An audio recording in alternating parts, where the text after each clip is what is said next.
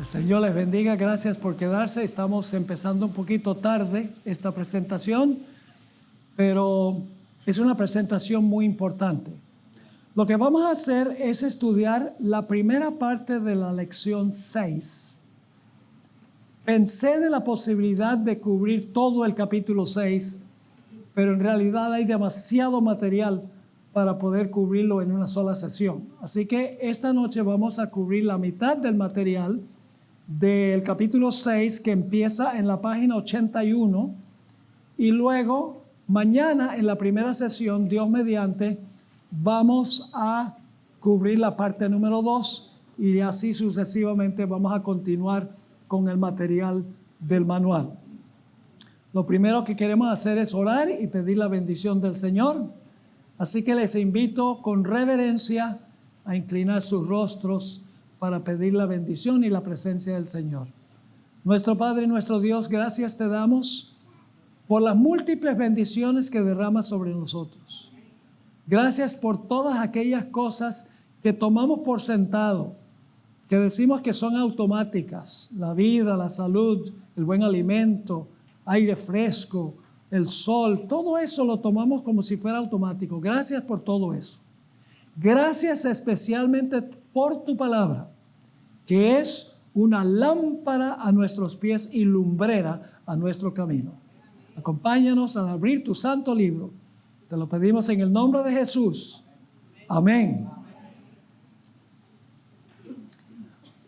En la Biblia se hace una comparación entre el ministerio de Jesús y el ministerio de Moisés como líder del pueblo de Israel.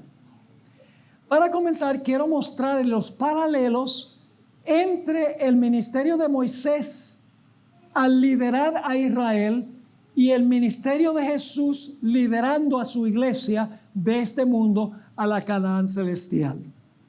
Aquí tenemos la lista en la página 81 de nuestro manual. Reitero, por favor, consigan el manual, porque lo que estamos enseñando aquí, si no consiguen el manual, lo siguen estudiando, se les va a olvidar. En menos de una semana ya no se van a acordar ni de la mitad de lo que hemos estudiado aquí. Por eso yo preparo estos materiales, estos manuales, para que los hermanos y las hermanas tengan el material y puedan continuar su estudio. Es muy, muy importante. He escrito en los 20 años que llevo liderando el ministerio de Zoom TV y Secrets Unsealed, más de 18,000 páginas de material que tenemos disponible. Lo pueden bajar en su aplicación. Pueden bajar la aplicación de Zoom TV. Pueden ver todas las presentaciones que hemos hecho y pueden leer todo el material escrito que se ha publicado. Gratis. Bajar la aplicación es gratis. Y también el acceso a todos los materiales es gratis. Tal vez puedo hacer un pequeño paréntesis. Cuando nosotros comenzamos como ministerio, nosotros dependíamos, era de ventas. No teníamos ninguna entrada, nadie nos conocía. Y con el transcurso del tiempo, pues, la gente empezó a contribuir a nuestro ministerio, donativos, y como resultado, las ventas se volvieron insignificantes. Ahora nosotros dependemos, 95% de nuestras entradas son donativos y 5% son ventas. Así que no crean que yo estoy promoviendo las ventas porque queremos vender mucho. Yo llevo material a donde voy para hacerle fácil a los hermanos para que puedan conseguir el material. Es el único motivo, no es motivos económicos. Todo la plata va para el ministerio para producir material como los que transmitimos por Zoom TV. Ahora vamos a hacer la comparación. Yo pregunto, ¿tanto Moisés como Jesús libraron a un pueblo de la esclavitud? Sí. ¿Ambos fueron amenazados de muerte cuando nacieron? Sí. ¿Ambos encontraron refugio en Egipto? Sí, Jesús se refugió en Egipto. Y Moisés también. ¿Ambos fueron llamados a salir de Egipto? Si de Egipto llamé a mi hijo, dice en Oseas. ¿El pueblo fue bautizado en Moisés? Sí, en 1 Corintios 10 dice todo el pueblo fue bautizado en Moisés porque era el líder. ¿Y nosotros somos bautizados en Cristo? ¿Cómo no? En el tiempo de Moisés, el sacrificio del Cordero marcó la liberación del pueblo de Israel. Sí, y Jesús es el Cordero cuya sangre nos libra de la servidumbre del pecado. Moisés intercedió por Israel cuando el pueblo pecó. Jesús intercede por los pecados de su pueblo. Sí. Ambos establecieron 12. Sí. Las 12 tribus y los 12 apóstoles. Ambos establecieron un grupo de 70. Sí, 70 para ayudar a Moisés. Jesús escogió a 70 para ayudarlo a él. Ambos entregaron la ley desde una montaña. Sí, Moisés del Sinaí y Jesús del monte de las bienaventuranzas. Ambos fueron criticados y probados por los suyos. Ustedes saben que sí. Ambos trajeron agua de la roca. Y usted dice, Jesús nos trajo agua de la roca. Claro que sí trajo. Le dijo a la samaritana en cuanto al agua que sale y brota para vida eterna. Ambos dan agua. Yo pregunto, ¿ambos hablaron del maná? Sí, Moisés tuvo que ver con maná literal. Jesús dijo, yo soy el maná que descendió del cielo. Moisés levantó la serpiente en el desierto. Jesús es representado por la serpiente en Juan 3. Dice, como la serpiente fue levantada en el desierto, así es levantado Jesús. Ambos establecieron la Pascua. ¿Cristo es la Pascua? Sí, 1 Corintios 5, 7 y 8. ¿Jesús es nuestra Pascua? ¿Cómo no? ¿Ambos fueron tentados en el desierto? Sí, claro que sí. Moisés durante 40 años y Jesús durante ¿qué? Durante 40 días. ¿Hay algún paralelo entre Jesús y Moisés? Jesús es un nuevo Moisés. Así que para entender esta lección tenemos que entender primero la experiencia de Israel en el Antiguo Testamento en el tiempo cuando Moisés fue su líder. Desafortunadamente, estamos en la página 82, desafortunadamente algunos cristianos han creado una dicotomía, es decir, una división, un conflicto entre Moisés y Cristo. Ellos basan su punto de vista en Juan 1:17, a donde dice, la ley por medio de Moisés fue dada, pero la gracia y la verdad vinieron por medio de Jesucristo. Y dicen que Jesús es superior a Moisés. Moisés dio la ley, pero Jesús nos da gracia. Esto se interpreta como que el Antiguo Testamento tiene que ver con la ley y el Nuevo Testamento con la gracia.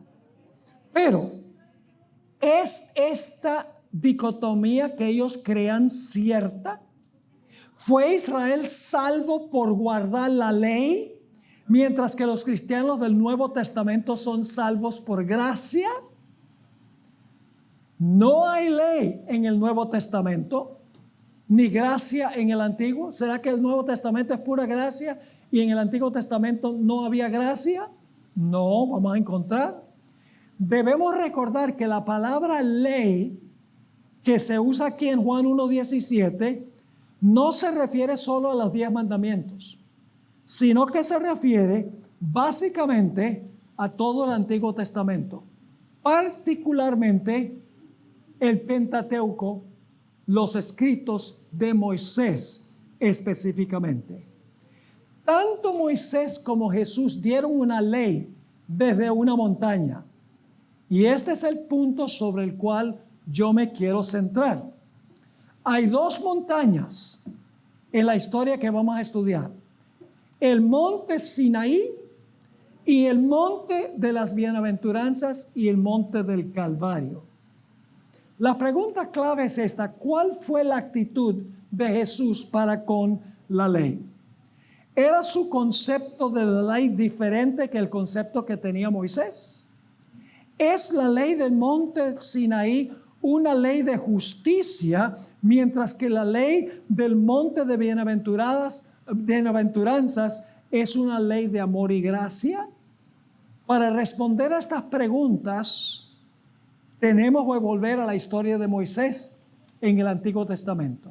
Porque vamos a encontrar que la liberación de Israel de Egipto, su bautismo en el Mar Rojo, el pacto en el monte Sinaí y la entrada final a Canaán simbolizan el liderazgo de Jesús de la iglesia cristiana. Los primeros capítulos de Éxodo, estamos en la página 82, al pie de la página para los que tienen el manual. Los primeros capítulos de Éxodo se centran en la esclavitud de Israel a Faraón. ¿Qué hizo el pueblo de Dios siendo esclavo? Clamaron a Dios para que Dios, ¿qué? Recordara su pacto y los librara de servidumbre. ¿Fueron librados Israel de Egipto de servidumbre porque eran buenos? ¿Porque eran obedientes? No, al contrario. Les dijo Dios, obedezcan y los libro. No. Dios libró a Israel porque clamaron a Él. Los libró por pura gracia, porque tenían necesidad y clamaron a Dios. El sacrificio del cordero fue la señal de su liberación. El derramamiento de la sangre del cordero marcó su liberación. ¿Saben quién era el capataz de ellos? En Ezequiel 29:3 se le llama el gran dragón. ¿Quién era el capataz que quería matar a Jesús? El gran dragón. ¿Quién es aquel que persigue a la iglesia? Nuevamente Apocalipsis dice que es el gran dragón. Ahora, en la página 83 continuamos nuestro estudio. Después de librarlos, ahora fíjense que todo no termina en Egipto. Ahí no termina la historia de Israel. Después de librarlos de la esclavitud, por gracia, gratis, porque clamaron a Él en su gran necesidad, porque querían libertad, Dios no llevó a su pueblo directamente a Canaán. Esto es un punto importante. Llevó a un pueblo libre. ¿Estaban libres? ¿Habían sido bautizados en el mar?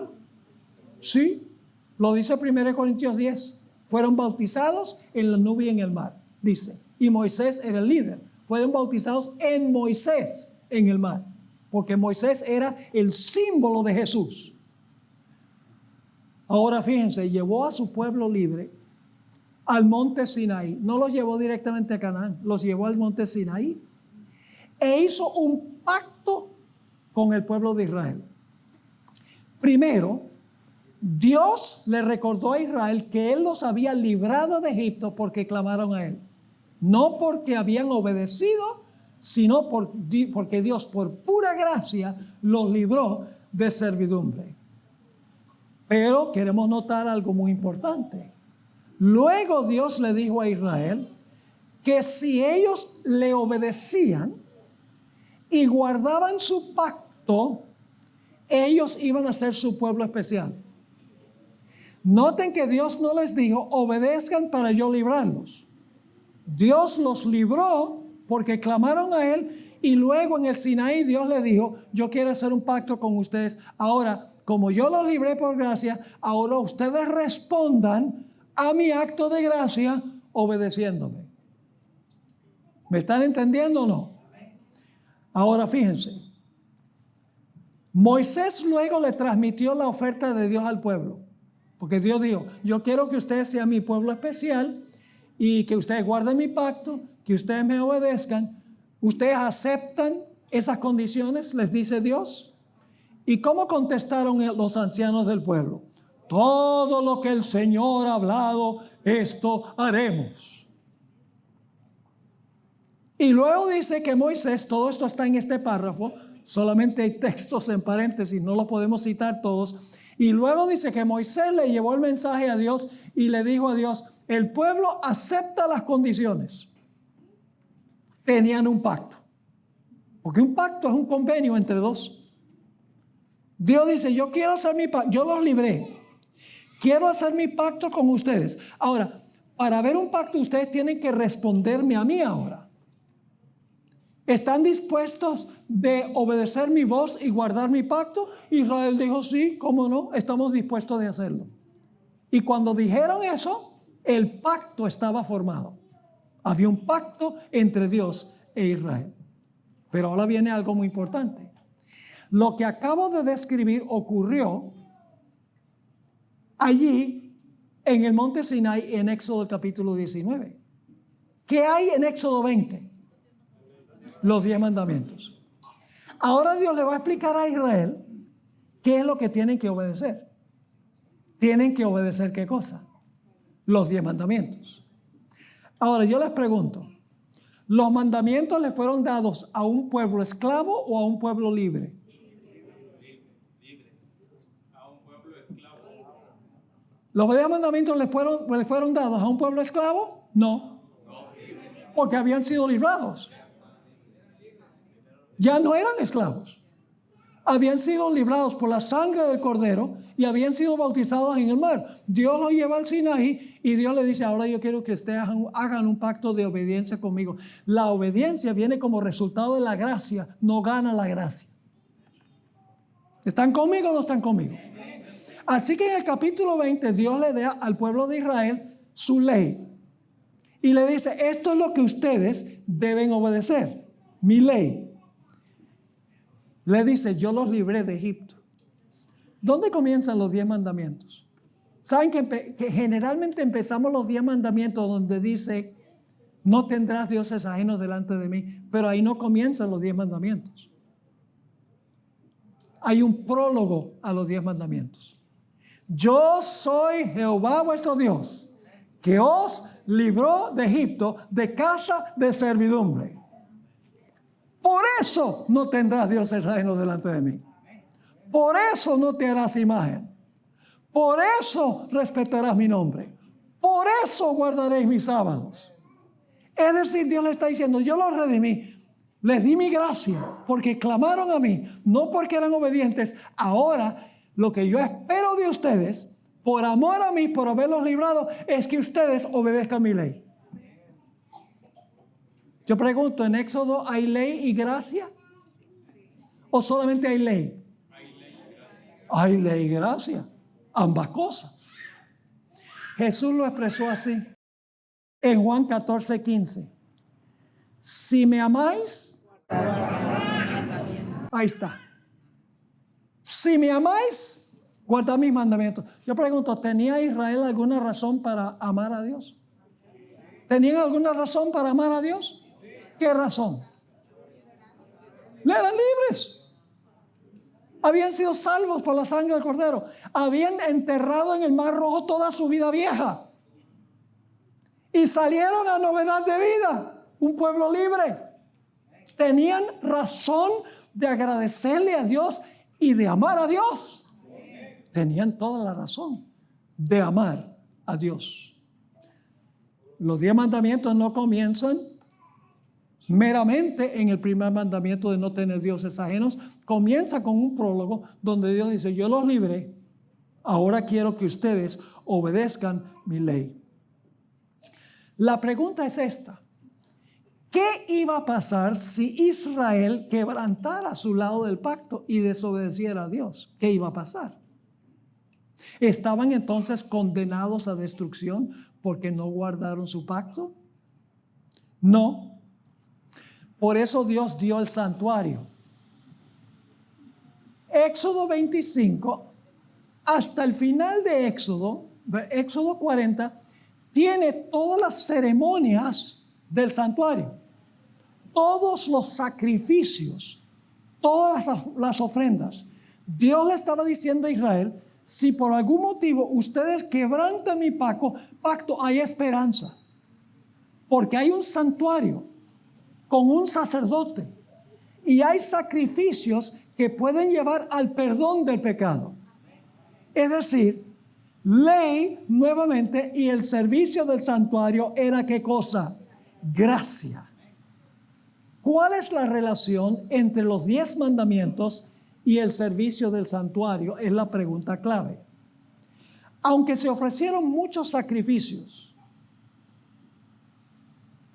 en el santuario, nos vamos a centrar en el más común de los sacrificios, que es el sacrificio de mañana y tarde. Los hijos de Israel eran pecadores. Incluso después que fueron librados de Egipto, ellos pecaron. Después del Sinaí, ellos pecaron. ¿Cuál era la solución a su problema? La solución a su problema era ir al santuario para reclamar la sangre derramada de la víctima. Debido a su transgresión de la ley, el pecador merecía ¿qué cosa? Merecía la muerte.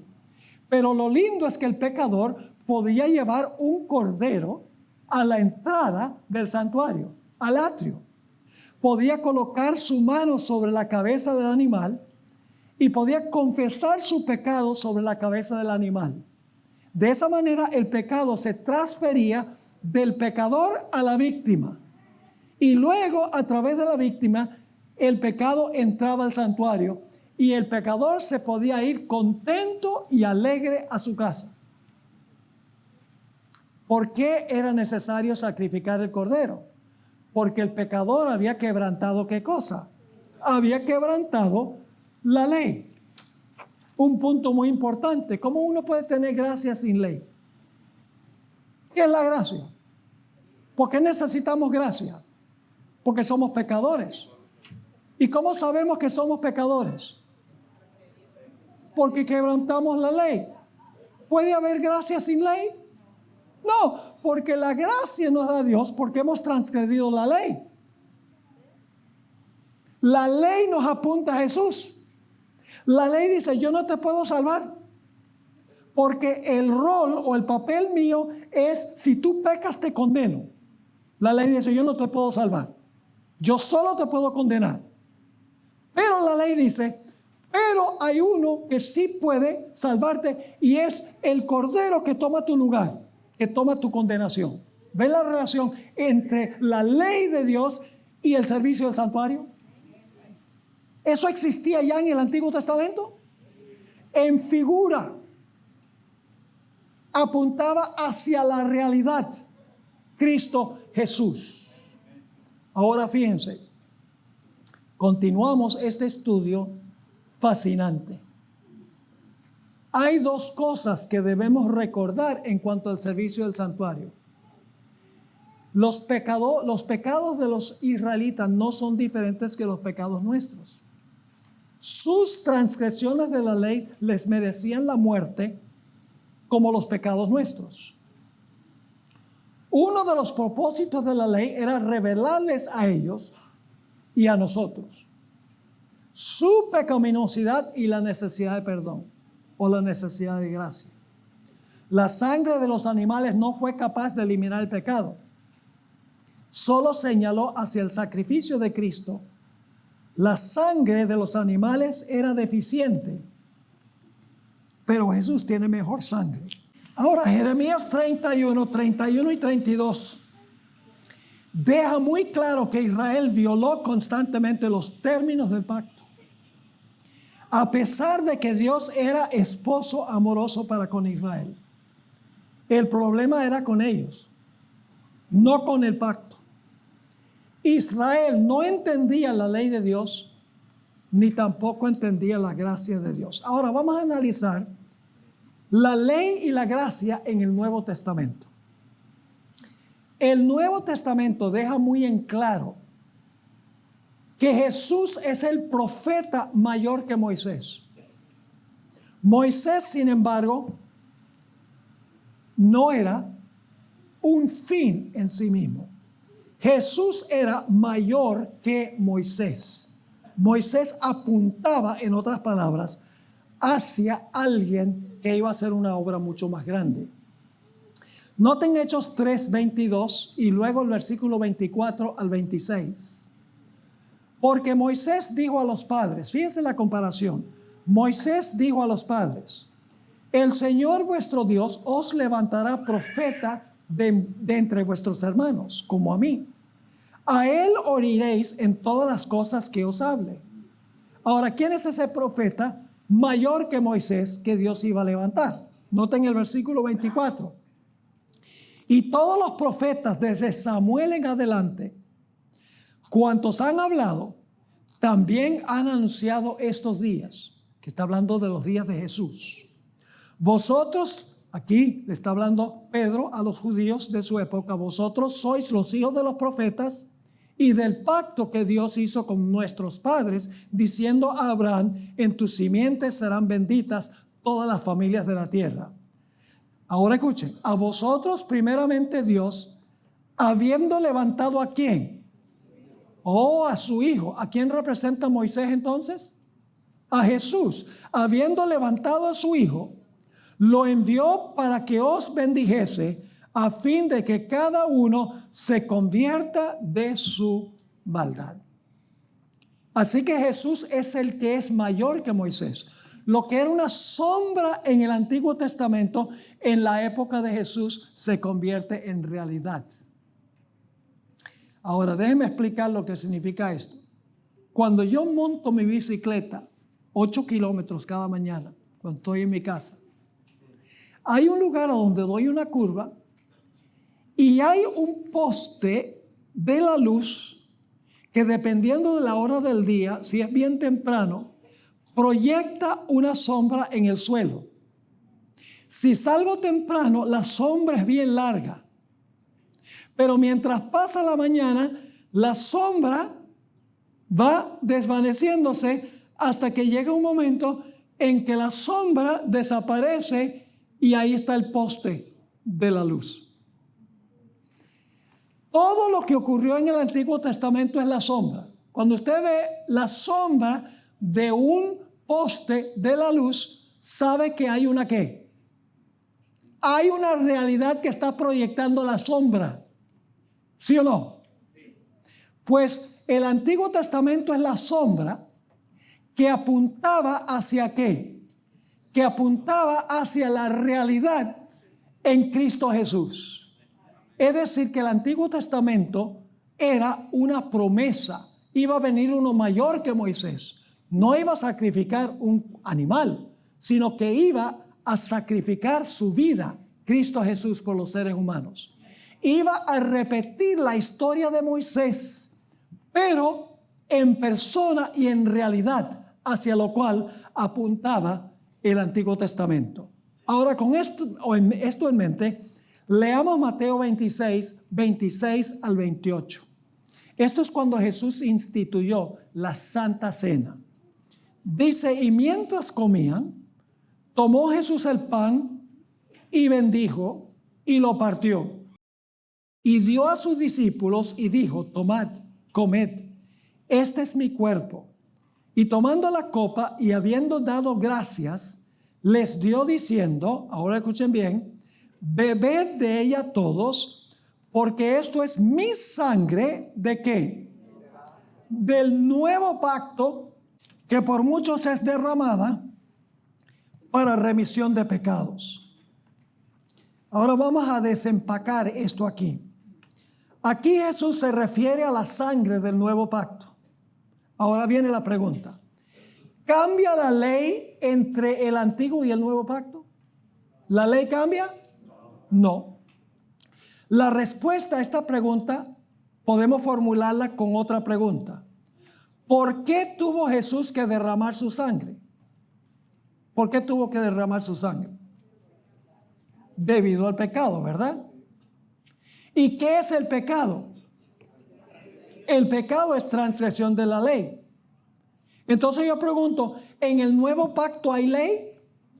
¿Sí o no? En el nuevo pacto hay ley. ¿Y en el nuevo pacto también hay gracia?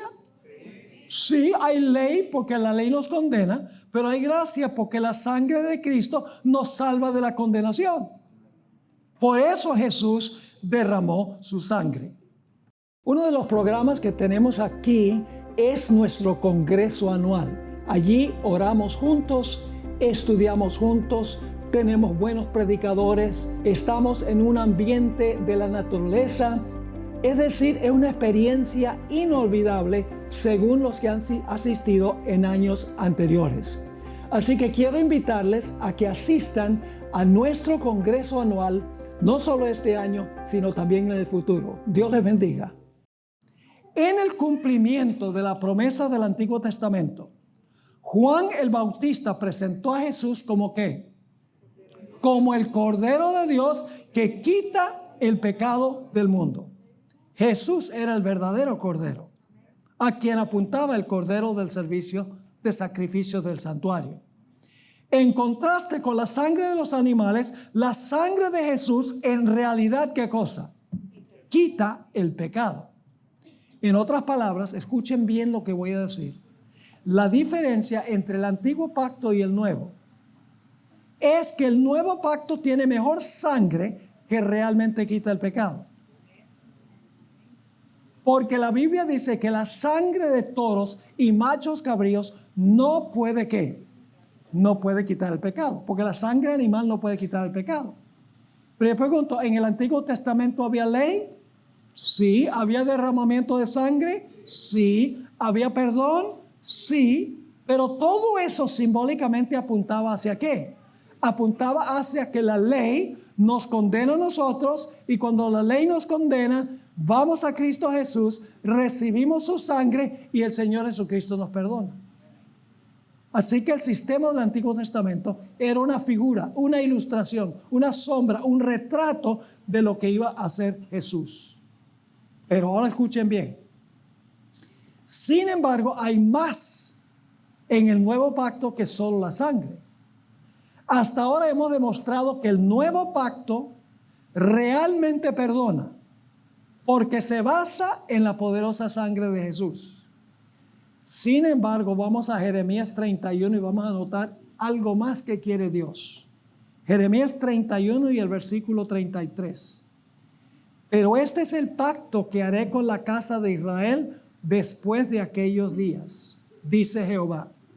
Daré mi ley en su mente y la escribiré en su corazón. Y yo seré a ellos Dios y ellos me serán por pueblo. Encontramos aquí otra diferencia asombrosa entre el antiguo pacto y el nuevo pacto. No pierdan este punto.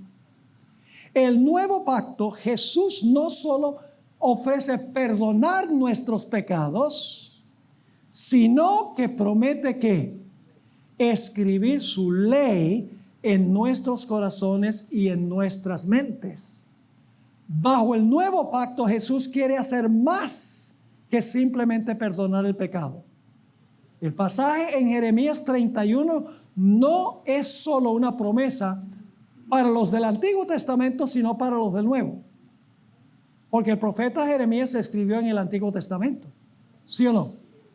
¿Era una promesa para la gente del Antiguo Pacto también, del Antiguo Testamento? Claro que sí.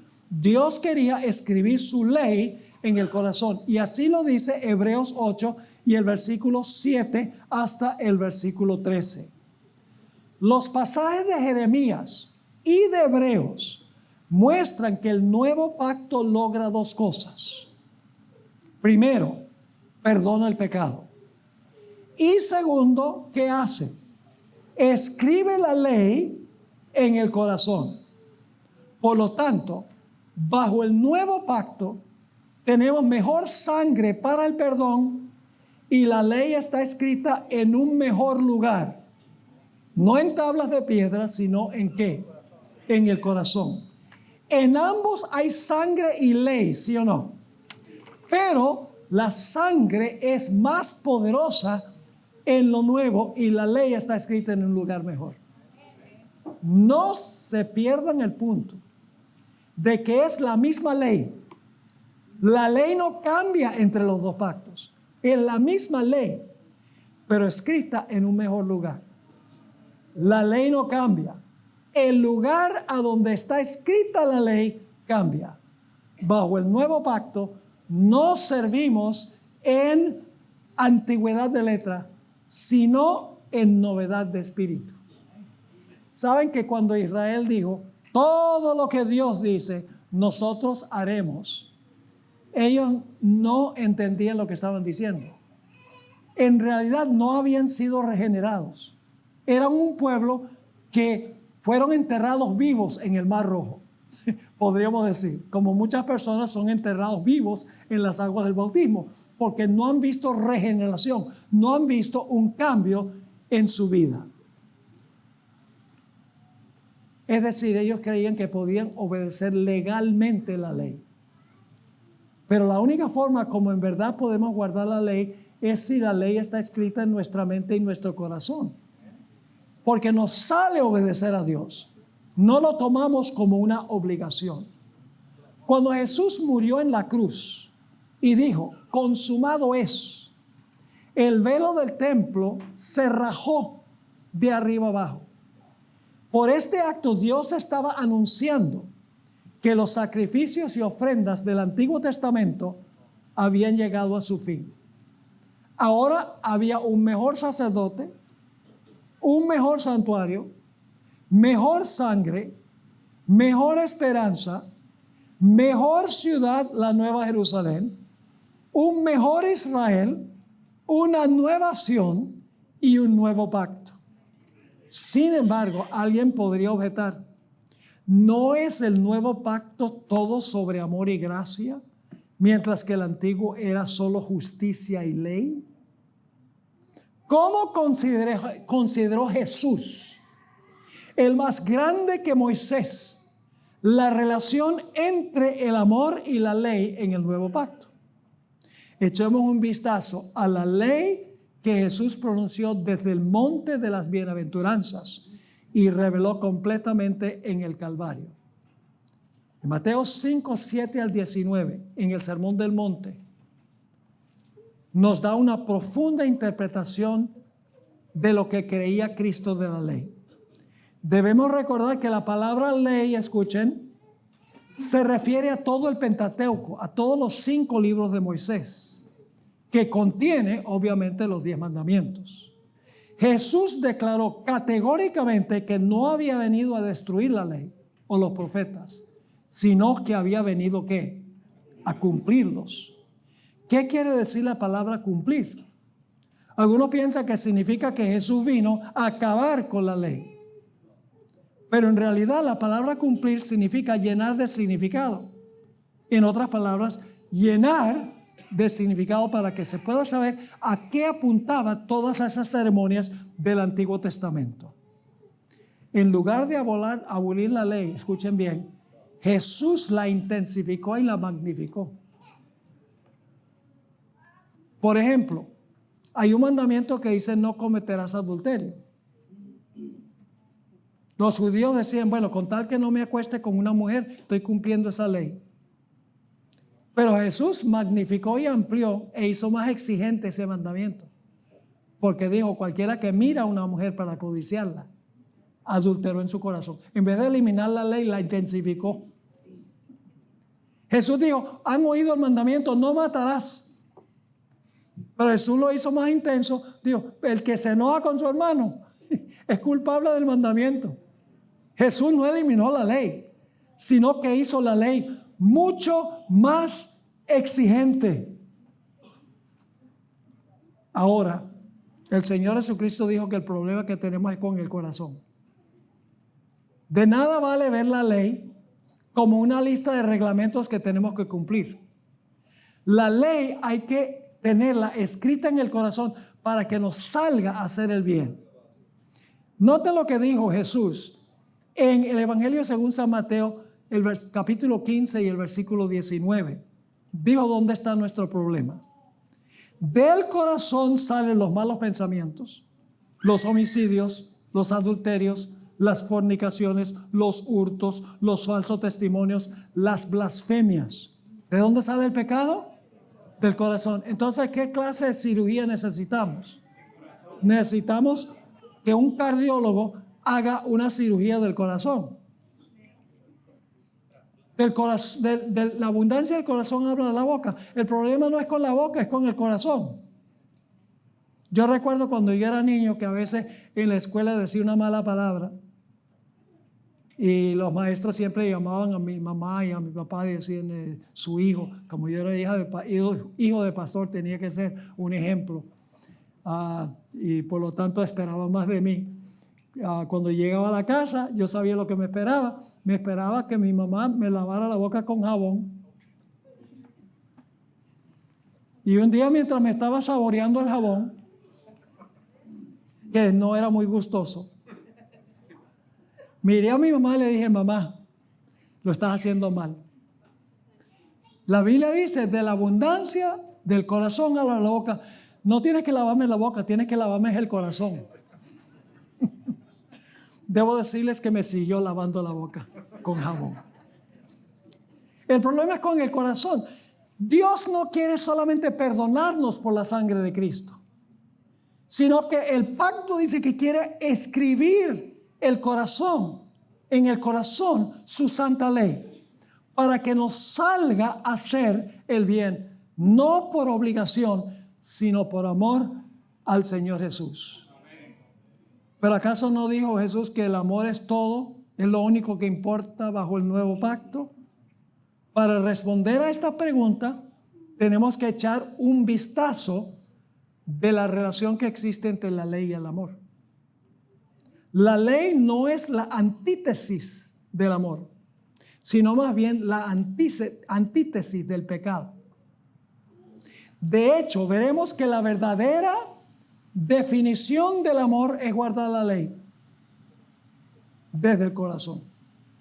Muchos cristianos piensan que el amor es todo lo que necesitamos y basan su concepto en textos como Juan 13:35, donde dice Jesús: en esto conocerán todos que sois mis discípulos, si tuviereis amor los unos con los otros. Y dicen: ve, Jesús dice que lo único que importa es el amor. No dice: en esto se demuestra el amor, en que guarda los 10 mandamientos. Sin embargo, el amor es más que una emoción o un sentimiento. Escuchen bien, demasiados matrimonios terminan porque el amor se concibe como un sentimiento o una emoción. El amor es un principio divino que no cambia, sin importar las circunstancias. ¿Qué es el amor? Jesús explicó que el significado del amor es 2 cosas: amor a Dios y amor al prójimo. Es decir, que el amor tiene 2 dimensiones. La primera dimensión es vertical para con Dios y la segunda dimensión es horizontal para con nuestros prójimos. Tiene 2 dimensiones. Pero noten que el amor está relacionado ¿con qué? Está relacionado con la ley. Aún debemos preguntarnos: ¿qué significa amar a Dios y a nuestro prójimo? Porque una cosa es decir, bueno, hay 2 mandamientos grandes: amar a Dios y amar al prójimo. Pero ¿qué significa amar a Dios y amar al prójimo? La respuesta es que los 10 mandamientos definen lo que es el amor. Los primeros 4 mandamientos definen lo que es amar a Dios. Y los últimos 6 definen lo que significa amar a nuestro prójimo. Sin embargo, la definición del amor de Dios y a nuestro prójimo se amplía en los 10 mandamientos de la ley de Dios y últimamente en toda la Biblia. El amor se define en toda la Biblia, no solo los 10 mandamientos. Déjenme darles un ejemplo. El caso del rey David. David, como sabemos, cometió adulterio con Betsabé. ¿Qué produjo eso? Produjo la muerte de Urías Eteo, causó amargura, había quebrantado un mandamiento y causó división en las vidas de David y de su familia. ¿Tuvo alguna relación la violación de ese mandamiento con relaciones interpersonales? Sí. Porque cuando quebrantamos la ley define relaciones. Y cuando nosotros quebrantamos la ley, estamos rompiendo ¿qué cosa? Estamos rompiendo relaciones. Si yo amo a Dios, no voy a tener rivales, no voy a tener otros dioses. Si yo amo a Dios, no me voy a inclinar ante una imagen hecha por un ser humano que rebaja nuestro concepto de Dios. Si yo amo a Dios, voy a respetar su nombre. Si yo amo a Dios, voy a guardar su santo día. ¿Tiene algo que ver los primeros 4 mandamientos con mi relación con Dios? Claro que sí. Si yo amo a mi prójimo, si amo más específicamente a mis padres, no los voy a deshonrar. Si yo amo a mis prójimos, no los voy a matar. Si amo a mis prójimos, no voy a adulterar con sus esposas o su esposa. Si yo amo a mi prójimo, no voy a hablar mal del prójimo. Si amo a mi prójimo, no voy a robarle al prójimo, ni voy a codiciar lo que le pertenece al prójimo. Uno no puede hablar de la ley sin hablar de que la ley define relaciones amorosas entre personas. Por eso el apóstol Pablo dijo en Romanos 13, 8 a 10, que el amor es el cumplimiento ¿de qué? El amor es el cumplimiento de la ley. ¿Qué quiere escribir entonces Dios en nuestro corazón? Él quiere escribir en nuestro corazón su ley, que es una ley de amor, para que automáticamente, por gratitud a Él, queramos amarlo a Él por sobre todo y también amar a nuestro prójimo. Ahora, este vínculo entre la ley y el amor se ilustra en la caída de Adán y Eva. Tan pronto como Adán y Eva desobedecieron a Dios, su relación de Dios se rompió. ¿Sí o no? Por eso la Biblia dice, vuestros pecados han causado división entre mí y vosotros. Dice en Isaías 59 y el versículo 2. Enseguida que pecaron, se rompió su relación con Dios y se escondieron. Pero ¿saben que también se rompió la relación entre ellos? ¿Qué dijo Adán? Esta mujer que tú me diste, si no hubiera sido por ella, yo no peco. Se rompió la relación matrimonial. Cuando desobedecieron la ley, se rompió la relación con Dios y se rompió la relación uno con el otro. Ahora estamos en la mitad de la página 88. Este vínculo entre la ley y las relaciones se ilustra claramente en la caída de Adán y Eva. Tan pronto como desobedecieron el mandato de Dios, su relación con Dios se cortó y se escondieron de Él. Además, se produjeron conflictos matrimoniales. Jesús es la personificación perfecta del amor, porque es la personificación perfecta de la ley. Jesús vivió la ley. Él es la ley en carne humana. Él es la encarnación de la ley. Él vivió la ley como ser humano en carne humana. Sus relaciones con otras personas eran ¿qué? Perfectas, porque vivió la ley en carne humana. Digo, tu ley está ¿dónde? En mi corazón. Y esto es lo que Jesús espera de nosotros. Yo pregunto, ¿es amoroso hacia los demás matar, robar, violar los votos matrimoniales, codiciar, adorar ídolos, usar lenguaje grosero, tener otros dioses? ¿Eso es amor? No. ¿Podemos separar el amor de la ley? Es imposible separar el amor de la ley. La ley es una transcripción escrita del carácter de Dios y nos dice tal cual Él es en forma escrita. Cuando decimos que la ley exige perfección, estamos diciendo que Dios exige perfección, porque la ley es un reflejo de quién es Dios. No podemos ofender tablas de piedra. No podemos causarle dolor a tablas de piedra. Los mandamientos en tablas de piedra son indiferentes a nuestros pecados, porque las tablas de piedra son duras y sin vida. Cuando decimos que Cristo satisfizo las demandas de la ley, queremos decir que Él satisfizo las demandas de una persona, Dios. No podemos separar la ley de personas, porque la ley define relaciones interpersonales. El amor es una relación interpersonal perfecta. Por eso Pablo, como les mencioné, dice que el amor es el cumplimiento de la ley. ¿Cómo se puede decir entonces que la ley fue clavada en la cruz? Significaría que el amor fue clavado en la cruz, que todos sabemos que es una herejía. Cuando decimos que transgredimos la ley, realmente queremos decir que estamos pecando contra alguien. Es por eso que el hijo pródigo, cuando regresó a la casa, le dijo a su padre: he pecado contra el cielo y ¿qué? Y contra ti. ¿Había quebrantado el joven el quinto mandamiento, honra a tu padre y a tu madre? Sí. ¿Había quebrantado el mandamiento, no cometerás adulterio? ¿Había quebrantado el mandamiento, no codiciarás? Claro que sí. ¿Afectó su relación con su padre?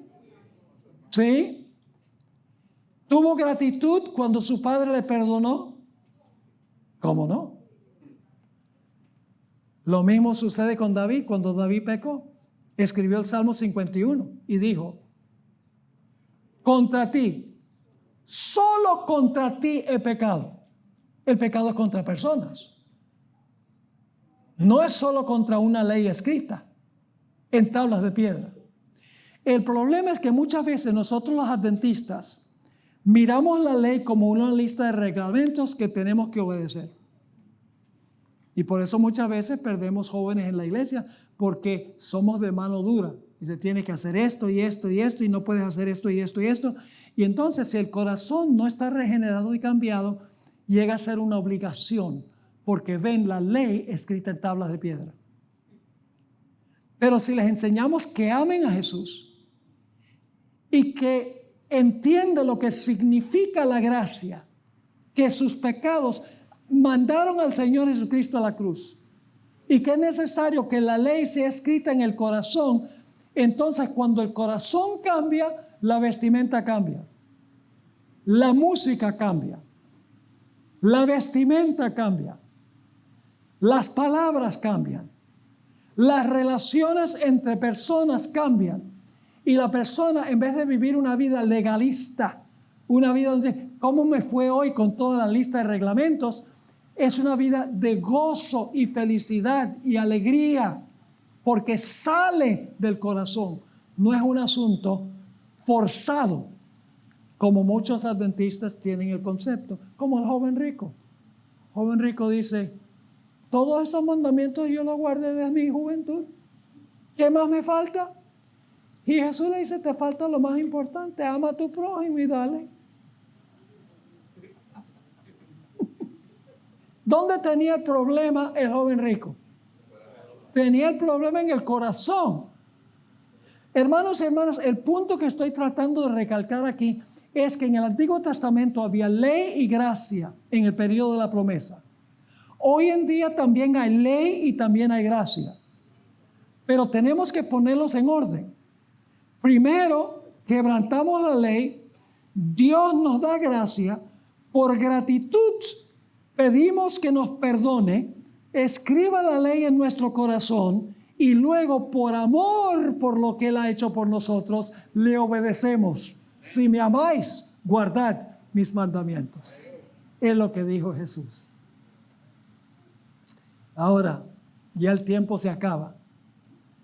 Cuando decimos que transgredimos la ley, entonces, en realidad lo que hemos hecho es pecar contra Dios, porque la ley es un reflejo del carácter de Dios.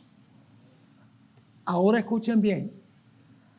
Aquí radica la razón por la cual Satanás odia la ley. La ley muestra a una persona su ¿qué? Su pecado. Y la necesidad de un Salvador. Es decir, no solo revela el problema de nuestra pecaminosidad, sino también la solución a través de Jesús. Satanás también desprecia la gracia de Dios, porque revela el amor de Jesús, que asumió el castigo por nuestros pecados. En la cruz vemos tanto la ley como el amor. Nuestras transgresiones de la ley lo clavaron allí. Murió para satisfacer las justas demandas de la ley.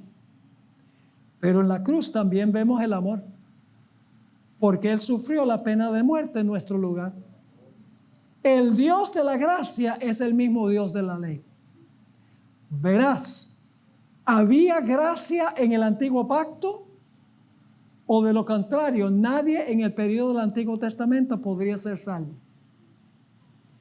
Si no había gracia en el Antiguo Testamento, si no ley, nadie del Antiguo Testamento se salvó.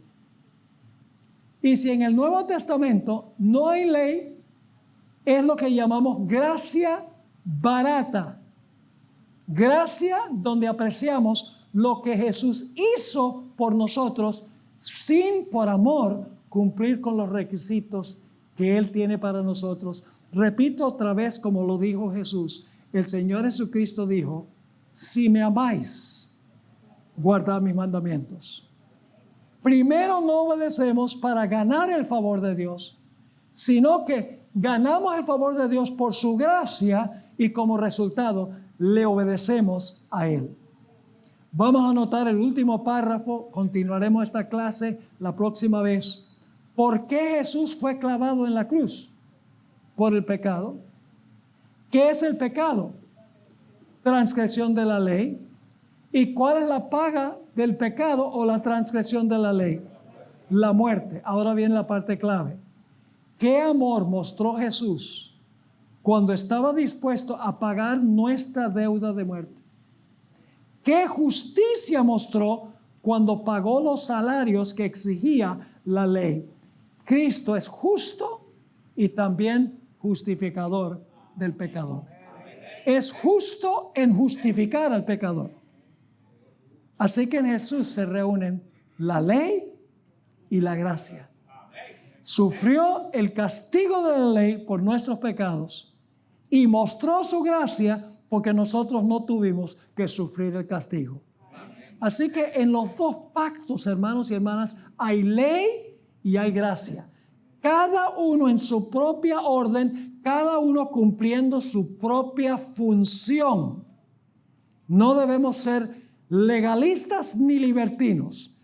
Debemos ser cristianos que aman a Jesús y como resultado obedecemos su santa ley. ¿Sabías que existe un ministerio cuya misión es proclamar la verdad de Dios al mundo y el mensaje final de Dios? ¿Cómo cambiaría el mundo si más personas conocieran el mensaje eterno de esperanza? Zoom TV es igual a Secret San Sil Ministry Televisión. Es un ministerio de enseñanza bíblica 100% de apoyo a la Iglesia Adventista del Séptimo Día. Fue fundado en el año 2002 por un grupo de fieles miembros de iglesia y el pastor Esteban Bor, con una misión clara: proclamar la verdad presente en el tiempo del fin. En el año 2017 esta visión se expandió con el lanzamiento de Zoom TV y Zoom TV Latino, dos canales de televisión que transmiten programación cristiana de alta calidad en inglés y español las 24 horas del día.